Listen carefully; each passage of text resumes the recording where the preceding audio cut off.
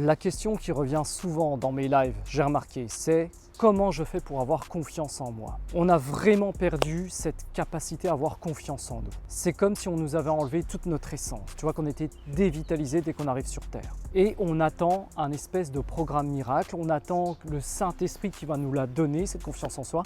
On se dit qu'avec l'âge, ça ira mieux.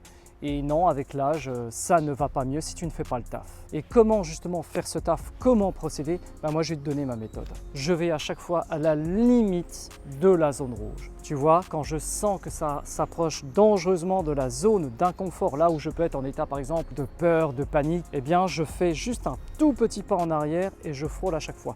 Un petit peu comme cette voiture quand tu montes dans les tours, tu t'arrêtes avant de casser le moteur. Et après, tu observes un temps de récupération.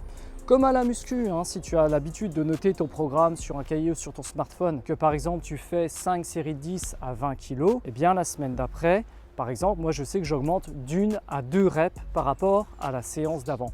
Ce sont des petits pas, mais qui font une très grande différence. Et quand tu regardes ton cahier depuis le 1er janvier et que tu vas au 31 décembre de cette même année, tu constateras les progrès. Et pour la confiance en soi, c'est pareil. J'ai commencé à me filmer dans mon appartement.